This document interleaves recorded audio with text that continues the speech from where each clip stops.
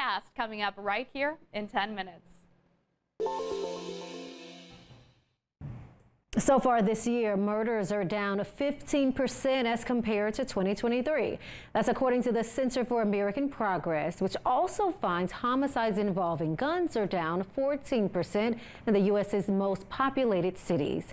Our Blessing Iwuchukwu has more on what's driving this downward trend. I'm here with the VIPs, very important people, but it's not that type of VIP. These young men are making a difference in their community when it comes to reducing gun violence here in North Texas. But you've been a faithful son. From the pulpit to the people, Rodney McIntosh loves making a difference in lives, young and old. He was called into ministry more than a decade ago. 13 years yesterday. But after years of preaching at his Fort Worth church, he felt a calling to reach those outside these four walls. Because if you're a pastor, man, the thing is the gospel message and the story of redemption. VIP helps me introduce redemption into the lives of so many young men.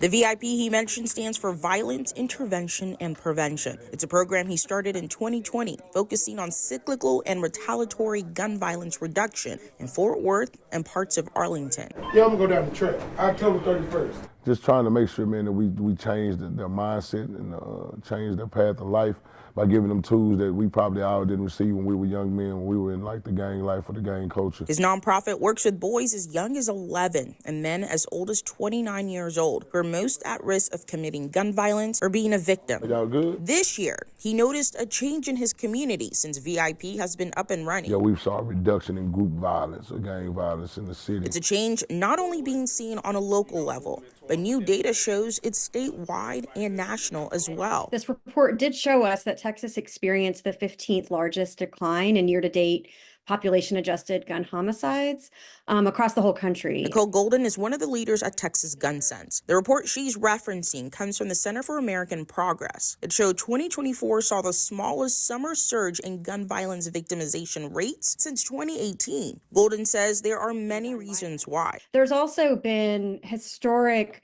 federal, state, and local investments being made in violence prevention strategies. There's been new laws that have been passed and then now being implemented through the Bipartisan Safer Communities Act, which, if you recall, was passed after the horrific Uvalde tragedy here in Texas. But she believes more needs to be done. The cross of Jesus Christ changed my life. So, from being a gang member to a pastor, and now ministering to the next generation. Man, I love you dudes, man. One. Pastor Mack says he's grateful he's on a path that's making a difference in his community. In Fort Worth, Blessing Iwuchukwu, Spectrum News. That same report on gun violence shows more declines across Texas. El Paso saw the third largest decline and Fort Worth was 10th. Dallas, Houston, and San Antonio also saw major declines. Still, Texas Gun Sense wants to see more legislation around firearms, including raising the age to buy a semi-automatic rifle to 21 and requiring secure gun storage.